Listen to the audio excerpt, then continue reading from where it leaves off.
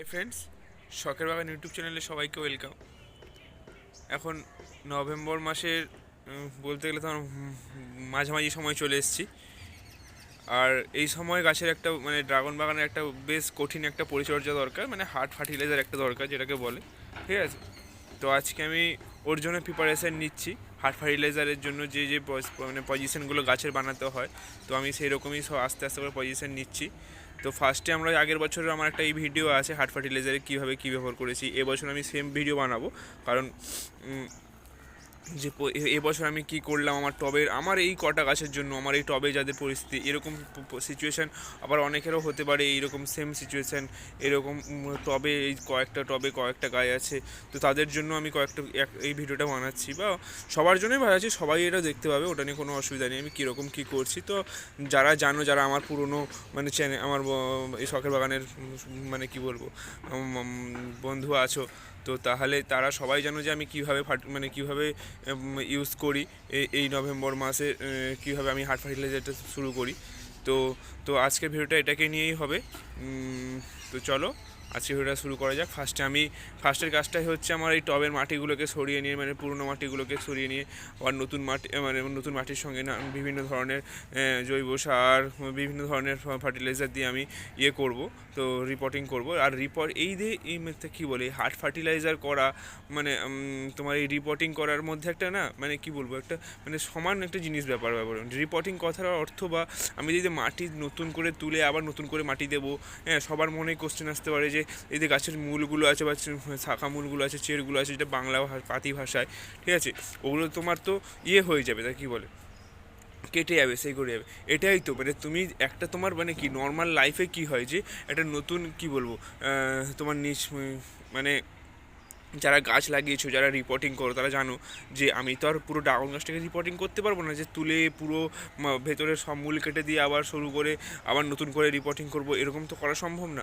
ওই কারণে বেশ কিছুটা কী বলবো অনেকটা মাটি তুলে নেব, মাটির সঙ্গে অনেক মূলও উঠে আসবে, অনেক শাখা মূলও উঠে আসবে। তো উঠে এলে তারপরে আবার ওইগুলো নতুন ফ্রেশ মাটি, যার যেরকম পারে ফ্রেশ মাটি, তার সঙ্গে অনেক জৈব সার, বিভিন্ন ধরনের ফাঙ্গিসাইড দিয়ে মাটিটাকে করে ওখানে ওই গ্যাপটাকে ফিল আপ করে দেয়। তো এর ফলে কি হয়, মাটির উর্বরতাও বাড়ে, মাটির মধ্যে অক্সিজেনও যায়, ঠিক আছে। তারপরে আরও যেটা হয় যে গাছগুলো আবার নতুনভাবে মূল দেয় ওই নতুন মাটিতে, ঠিক আছে। তাহলে নতুন মাটিতে যখন নতুন মূল দেবে, তখন প্রচুর কী বলবো, তখন প্রচুর সার, প্রচুর খাবার পাবে মাটিগুলো থেকে গাছগুলো, ঠিক আছে। তখন গাছগুলোর গ্রোথটা আরও বেশি হবে, নর্মালি যেই গ্রোথটা হচ্ছিল তার থেকে অনেক বেশি হবে। এই কারণে এই কনসেপ্টটা নিয়েই সবাই এই নভেম্বর মাসে, যেহেতু সবাই নভেম্বর মাসে নতুন ডালপালা বা গাছের যে নতুন শাখা পোশাখা আরও বেশি করার চেষ্টা করে, ঠিক আছে। ওই কারণেই তোমার কী বলবো ওই কারণেই যে এই নতুন হার্ড ফার্টিলাইজার দেওয়ার এইটা হচ্ছে তার কারণ, ঠিক আছে। এই কারণেই আমি এটা করছি, ঠিক আছে। আর এর ফলেই এটা হবে, তোমার এই এই নতুন মাটি দেওয়া বা নতুনভাবে ফার্টিলাইজার করানো, হার্ড ফার্টিলাইজার করার ফলে নতুন শাখা পোশাখা বেরোবে, অনেক ডাল হবে গাছে, নতুন নতুন গাছ হবে, ডাল বেরোবে, তা ওখানে অনেক ফলও হবে পরবর্তী পরের সিজনে, ঠিক আছে। এই কনসেপ্ট এই ধারণাটাই হচ্ছে এই ব্যাপার, বুঝতেই পারছো, পরপর স্টেপ বাই স্টেপ। এই কারণে এটা হবে, এই কারণে সবাই এটা করে। তো এবছর আমিও এটা করছি, আমি আগের বছরই দেখিয়েছি, এবছর তোমাদের দেখাবো। তো এবছর আবার কীরকম করছি, আমি 1 বছর পুরনো হয়ে গেছে, গাছগুলো 2 বছর হতে যায়, তো গাছগুলো কীভাবে কী করব, তো সেই কারণে আজকের এই ভিডিওটা। চলো, আমি তো একটা হাতেই করি, তো ওই কারণেই তো একটু অসুবিধা হবে, বাট আমি কথাতে মুখে যেটা বলছি আর কাজ যেটা করছি সেটা মিলে যাবে অবশ্যই। একটু কী বলবো, এটা নিজেদের মধ্যে অ্যাডজাস্ট করে দেখে নিও, কারণ আমি একটা হাতে ভিডিও বানাই আর একটা হাতে এই কী বলবো A to Z কাজ সবই করি। চলো বন্ধুরা, আমার মাটি তোলা অলরেডি হয়ে গেছে, তো এতক্ষণ ধরে মাটি তুলছিলাম। আর কি বলবো, যতটা পারি, আমার টবের অবস্থা অনেকটাই খারাপ, ঠিক আছে। 2 বছর হতে যায়, তো আমি তখন কোনো সেরকমভাবে প্ল্যান করেছিলাম না, জানতাম না ড্রাগন গাছের সম্বন্ধে, যাই একটা শখে আবেগে লাগিয়ে ফেলেছিলাম। ওই জন্যই আমাকে এখন এই সমস্যার সম্মুখীন হতে হচ্ছে। তো ওটা নিয়ে কোনো ব্যাপার না, ওটা আমি ঠিক ম্যানেজ করে নেবো। তো এইরকমভাবে মাটি তুলেছি দেখো, হ্যাঁ, জাস্ট একটা লেয়ার, আর কিছুই না। দেখো এটাতেও একটা লেয়ার, ঠিক আছে, এবং একটা লেয়ার করে মাটি তুলেছি, এটা বুঝতে পারবে। এই দেখো, এটা একটা লেয়ারই মাটি তুলেছি, দেখো চারপাশে একটা লেয়ার মাটি তুলেছি। শেকড়গুলোও কেটে গেছে, হ্যাঁ মূলগুলো কেটে গেছে, এখান থেকেও দেখো দেখেছো পুরো শেকড়গুলো কেটে গেছে, আর একটা লেয়ারই মাটি তুলেছি। আর এ দেখো কত মাটি উঠেছে, একটা লেয়ার মানেও দেখো কতটা মাটি। ঠিক আছে, ওই এতটা মাটিকে আমি রিপ্রসেসিং করবো, কারণ এখানে মাটির অভাব প্রচুর। ঠিক আছে, আবার মানে কী বলবো, মানে সেকেন্ড আবার যে মাটিটা দেবো এই মাটিটাই দেবো, এর সঙ্গে আরও অনেক জৈব উপাদান বা অনেক কিছু মিশিয়ে সার, শিংকুচি, হাড় গুঁড়ো, এগুলো সব আমি সেগুলো বলবো পরে, আমি পরে দেখাচ্ছি তোমাদেরকে। তো এতগুলো মাটিকে আমি রিপ্রসেসিং করবো, তো এতগুলো মাটি আমি আগে শুকিয়ে নেব ভালো করে, শুকিয়ে নিয়ে পুরো মানে কী বলবো, মানে ফাঙ্গিসাইড মাখিয়ে শুকিয়ে নেব, যাতে কোনো ফাঙ্গাস বা কোনো মানে কিছু ব্যাকটেরিয়াতে কিছু না থাকে। তো তারপরে আবার রিপোর্টিং মানে পটে মানে আমার টবে আবার দেবো ঠিক মতো করে বিভিন্ন ধরনের জৈব উপাদান মিশিয়ে। তো এটা হচ্ছে ফার্স্ট স্টেপ, যে মানে কী বলবো, তোমার নভেম্বর মাসে হার্ড ফার্টিলাইজার করার জন্য যে প্রসেসিংয়ে করি, ফার্স্টে তোমাকে এরকম মাটি তুলে ফেলতে হবে প্রত্যেকটা টপ থেকে। ঠিক আছে, একটা লেয়ার হোক, তুমি তো যার যেরকম যে যেরকম পারে আর কি। আমি একটা লেয়ারই তুলেছি কারণ আমার কী বলবো, মানে টবগুলোর অবস্থাও খারাপ, আর আমি আমার মতে একটা লেয়ারই তোলা বেশি ভালো, আর কারণ 2 বছরের গাছ হয়ে 1.5 বছরের গাছ হয়ে গেল, তো ওই কারণেই আমি একটা লেয়ার তুলেছি। আর সবসময় মাথায় রাখবে ড্রাগন গাছের মূল নিচের দিকে বেশি থাকে না, সব উপর দিকে চলে আসে। তো উপর দিকে আমি একটা লেয়ার তুললাম, যার সঙ্গে যে খাবার টাবারগুলো একসঙ্গে মিশে আবার নতুন একটা মাটি দেবো, তো তাতে গাছের অনেক ভালোই মানে গ্রোথ হবে আমি আশা করছি। আগের বছর আমি ভালো গ্রোথ পেয়েছি। তো তো দেখতে থাকো। তো এর পরের স্টেপটা আমি কী করছি, এটাই হচ্ছে ফার্স্ট স্টেপ। মানে মাটি কীভাবে প্রস্তুত করব গাছের টবে, আবার সেই মাটিগুলো যে আবার রিপ্রসেসিং করে দেবো গাছের গোড়ায়। তো কী কী উপাদান দিয়ে আমি আবার এবছর দিচ্ছি, তো সবার আগে ফার্স্টেই বলে দিই, মাটিটাকে পুরো শুকনো করেছি, দেখো পুরো খড়খড়ে শুকনো করেছি 2-3 দিন ধরে, পুরো একদম ভালো করে। তার উপরে দেখো এইগুলো দেখতে পাচ্ছ না, এগুলো হচ্ছে সব মানে শুকনো গোবর। ঠিক আছে, এক কথায় শুকনো গোবর যাকে বলে। ঠিক আছে, সবাই তো পায় না, আমার কাছে আছে, আমি সেটাই করেছি। ঠিক আছে, তো শুকনো গোবর একটা লেয়ার দিয়েছি, নিচে মাটি আছে, এই দেখো নিচে মাটি, পুরো শুকনো মাটি আছে। তো তারপরে সবথেকে বড় জিনিস যেটা দিতে হবে আমাকে, সাফ। ঠিক আছে, সাফ দিতে হবে, যা ফাঙ্গিসাইড, মানে বুঝতেই পারছো কী কারণে আমি ইউজ করি। ঠিক আছে, আর তারপরে দিতে হবে আমাকে এই পাশে নিমখোল। ঠিক আছে, যাতে গাছের মানে মাটি মানে মূলগুলো ঠিকঠাক থাকে, কোনো মানে কী বলবো, মানে কোনো আগাছা যেন না তৈরি হয়, মানে তেতো জিনিস থাকলে যেটা হয় আর কি। এটা হচ্ছে তোমার নিমখোল দেবো। তার সঙ্গে সঙ্গে এবছর আমি শিংকুচি, হাড় গুঁড়ো মিক্সড করে, আর একটা কোকোপিট মিক্সড আছে, একটা এরকম একটা জিনিস তৈরি করেছি, ওটা মানে আমি বাজার থেকে কিনে এনেছি, এই 100-150 গ্রামের মতো আছে, এইটা আমি দেবো এবছর। ঠিক আছে, প্রচুর, কারণ প্রচুর মানে শিংকুচি, হাড়গুলো যদি আমি আলাদাভাবে দিতে চাই না, আগের বছর একটা ফেস করেছিলাম প্রবলেম, তো ওটা হচ্ছে তোমার প্রচুর পিঁপড়ে লেগে গেছিলো। ঠিক আছে, গাছের গোড়ায় প্রচুর পিঁপড়ে লেগেছে, তো ওই কারণে আমি ওটা অ্যাভয়েড করেছি। তো অল্প পরিমাণে মিক্সড করা সব কিছু দেখতেই পাচ্ছ, শিংকুচি, হাড়গুঁড়ো সব মিক্সড করা আছে, আর কোকোপিটের সঙ্গে একটা মিক্সড একটা সার, তো ওটা আমি নিয়ে এসেছি, ওটা জৈবই। ঠিক আছে, তারপরে নিয়ে এসেছি নিমখোল। ঠিক আছে, নিমখোলে দিয়েছি একদম অল্প পরিমাণেই দেবো গাছটার, মানে কী বলবো, এমনি মাটিটাকে যা উর্বর রাখার জন্য। ঠিক আছে, আস্তে আস্তে করে সারটা পাবে গাছটা। আর এদিকে আছে তো জিঙ্ক আর বোরন দিয়েছি একটা কারণে, গাছটা অনেক দিন পুরনো হয়ে গেছে, গাছটা মানে আমার এই টবের গাছ তো অনেক বেশি, মানে 1-1.5 বছর, মানে তোমার অনেকটা বেশি পুরনো। জিঙ্ক বোরন দিলে একটা মূলের একটা সতেজ আসবে, গাছে একটা গ্রোথ আসবে। ঠিক আছে, তো ওই কারণে আমি জিঙ্ক আর বোরন প্রচুর অল্প পরিমাণেই দেবো। তো এই কটা উপাদান লেগেছে আমার ফার্স্টলি, তিনটে 6টা উপাদান নিয়েছি, আর আলাদা আলাদা কোনো উপাদানই নিইনি। এবার এর মধ্যে তুমি আরও অনেক কিছুই মিক্সড করতে পারো, তোমার মানে তোমার কাছে যেগুলো থাকবে অ্যাভেলেবেল। আমার কাছে এইটুকুই অ্যাভেলেবেল আছে, তো আমি এইটুকু দিয়েই আজকে মাটি প্রসেসিং করে মাটি টবে দেবো। তো ফার্স্টে আমি কতটা পরিমাণ দিচ্ছি তোমাদেরকে দেখিয়ে নিই। ঠিক আছে, তারপরে কীভাবে প্রসেসিংয়ে দেবো সেটা তো আমি দেখাবোই, বাট একটু অসুবিধা হলে তোমরা একটু মানিয়ে নেবে, কারণ আমি একটা হাতে ভিডিও করি আর একটা হাতে সব কিছু করছি। চলো স্টার্ট করে, চলো। দেখো ফার্স্টে আমি একটা গর্ত করে নিলাম, তোমরা দেখতে পাচ্ছ নিচে পুরো শুকনো মাটি আছে। ঠিক আছে, তো আর ওপরটা পুরো একটা লেয়ার ছিল শুকনো গোবরের। ঠিক আছে, আমি একটা ইয়ে করে নিলাম। তারপরে যে কাজটা হচ্ছে সেটা হচ্ছে তোমার সাপের সাপটা একদম ছোটো ফুটো হয়ে গেছে, কাটাটা প্যাকেটটা ধরো একটু, চলো।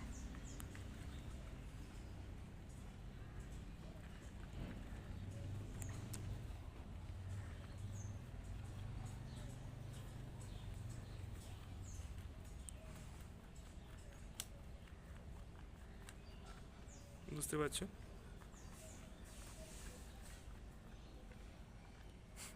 এর বেশি দেবো না। চলো, এর গল্প শেষ। এরপরে যে গল্পটা আছে হচ্ছে নিমখোল, ঠিক আছে। নিমখোল এবার কতটা দেবো, আমি অনেক অল্পটাই নিয়ে এসেছি, হয় চামচে করে দিলে অনেক সন্ধে হয়ে যাবে, আজকে ভিডিও অনেক লং হয়ে যাবে। চলো,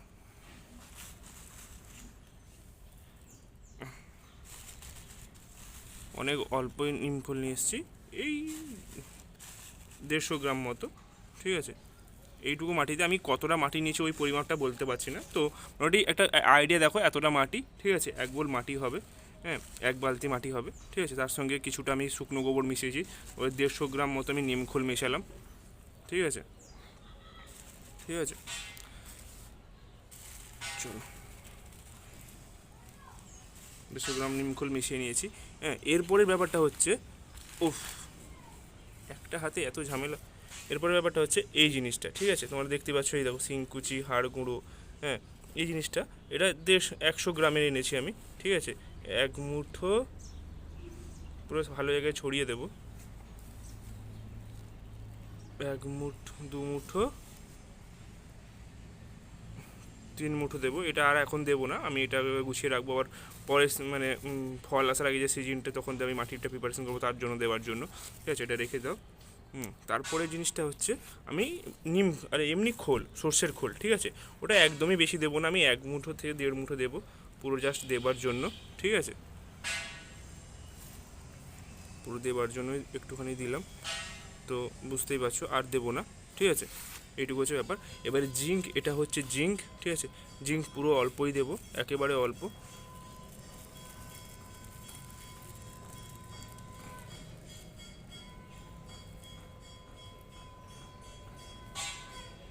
দেখো পুরো অল্পই দিয়েছি, এটা একদম অল্প। আর একটু বোরনটা একটু দিই, বোরন গাছে অনেক কাজ ভালো করে, মূলেরও অনেক ভালো গ্রোথ করবে। ব্যাস, এই হচ্ছে আমার প্রসেসিং, মানে মাটির জন্য আমি সব উপাদান দিয়ে দিলাম। চলো, এবারে আমি ভালো করে মিক্সড করব, ঠিক আছে। একটা হাতে তো করতে পারবো না, একটা হাতে করলে তুমি অনেক ইয়ে হবে, তো চলো আমি দেখাচ্ছি। চলো বন্ধুরা, দেখো তো আমার পুরো মাটি মিক্সড করে ফেলেছি, এবারে আমি গাছের গোড়ায় দেবো, ঠিক আছে। গাছের গোড়ায় দিয়ে দেবো, ওটা তোমাদেরকে গাছের গোড়ায় দেওয়া হয়ে যাওয়ার পরে দেখাবো, কারণ আমি একটা হাতে তো মোবাইল ধরে তোমাদের ভিডিও করতে পারবো না, তো এই কারণে এইটুকু মিক্সড করেছি, এইটুকু দেখালাম মাটিটাকে। এবার গাছের গোড়ায় দেওয়ার পর তোমাদের আবার দেখাচ্ছি। চলো, দেখো বন্ধুরা, আমার মাটি দেওয়া কমপ্লিট হয়ে গেছে, মানে রিপ্রসেসিং করে যে মাটিগুলো দিয়েছিলাম, দেখো আমার ছায়াটা পড়ছে, তো তারও বুঝতে পারো তুমি ভালো করে, দেখো এই মাটিটা দেখো, দেখো যে গ্যাপটা ছিল পুরোটাই ভর্তি হয়ে গেছে, তো এটাতেও সেই একই, এই টপটাতেও একই হয়েছে, তো পুরোটাই ভর্তি করে দিয়েছি কীরকমভাবে, দেখো এটাতেও সেই একই, 4-5টা আমি সমান করে দিয়েছি, দেখো পুরো উর্বর মাটি, পুরো একদম শুকনো ঝুরঝুরে মাটি, তুমি দেখলেই বুঝতে পারবে। তো এই পুরো প্রসেসটা আমাদেরকে করতে হবে, ঠিক আছে, নভেম্বর থেকে ডিসেম্বরের মাঝখানে, ঠিক আছে, নভেম্বরের 15 তারিখ থেকে ডিসেম্বরের 15 তারিখের মাঝখানে, মানে মধ্যে আমাকে এই পুরো প্রসেসটা কমপ্লিট করে ফেলতে হবে, ঠিক আছে। তো এই প্রসেসটা আমি কমপ্লিট করলেই তো পরের বছর, মানে পরের সিজনে, পরের বছরের যে সিজনটা হবে তার জন্য আমার কিছু নতুন ডাল বেরোবে। আমি ডিসেম্বরের 15 দিন ধরে আমার গাছে মাটিটা সারটা গাছটা পেলো, ঠিক আছে, তারপর থেকে আমার ডিসেম্বরটা কমপ্লিট হয়ে গেল, এবার জানুয়ারি থেকে নতুন ডাল বেরোবে, জানুয়ারি পুরোটা হবে, ফেব্রুয়ারি পুরোটা হবে, মার্চের পুরোটা হবে, হ্যাঁ, মার্চের শেষ থেকে এপ্রিলের দিকে আবার নতুন ইয়েগুলো, মানে ফুল বা নতুন কুড়ি আসা শুরু করবে। তো একই 2-3 মাস, 2.5 থেকে 3 মাসের মধ্যে গাছের ডালগুলো ম্যাচুরিটি হয়ে যাবে, যতটা হয়, ঠিক আছে। আর তো আস্তে আস্তে হবে, তো যত সিজন পর হবে, এপ্রিলটা যাবে, সেই ডালগুলো আরও ম্যাচুরিটি হবে, মের দিকে আরও ভালো ম্যাচুরিটি হবে, তো এইভাবে আস্তে আস্তে করে আমার পুরো বাগানটা আরও প্রচুর, মানে প্রচুর ডালেরও সংখ্যা বাড়বে, প্রচুর গাছগুলোর মধ্যে থেকে, আর মানে পুরো বাগানটাতে অনেক ডালের সংখ্যাও বাড়বে, অনেক আবার নতুন ফুল টুলও হবে, ঠিক আছে, মানে ফুল ফল হবে। তো এই কারণেই আজকে আমার মানে মানে আমাদের এই প্রসেসটা আমাদের প্রত্যেকবারে নভেম্বর মাস, মানে ফল হারভেস্ট হয়ে যাওয়ার পরে নভেম্বর মাসে বা ডিসেম্বর মাসের, নভেম্বর থেকে ডিসেম্বর মাসের মধ্যে আমাদের এই প্রসেসিংটা, মানে এই মাটির মানে রিপ্রসেসিংটা আমাদেরকে করতে হয়, এবং আমরা করবো এরপরে প্রত্যেক বছর ধরে আমরা করব। আর টবে যারা থাকে, আর মানে টবে যাদের গাছ এরকম মাটি তুলে এরকম রিপ্রসেসিং করতে হয়, যদি যাদের বাগান, যারা মাটিতে গাছ লাগিয়েছো তাদের ক্ষেত্রেও মাটি তোলার কোনো দরকার নেই, জাস্ট তোমাদেরকে ইয়ে করতে হবে, মানে মাটিটাকে খুশিয়ে নিয়ে তার মধ্যে এই উপাদানগুলো, বিভিন্ন উপাদানগুলো তার নিজস্ব একটা লিমিটে তোমাদেরকে ওই গাছের গোড়ায় গোড়ায় ছড়িয়ে দিতে হবে, এইটুকু কাজই করতে হবে, ঠিক আছে। চলো, আজকের মতো এই পুরো ভিডিওটা শেষ হলো, মানে পুরো প্রসেসিংটা তোমরা বুঝতে পেরেছো। তো পুরো আমাদের হার্ট ফার্টিলাইজারের যে মানে ভিডিওটা, এটা আজকে এখানেই শেষ হচ্ছে। চলো, পরে ভিডিও দেখা হবে। Thank you.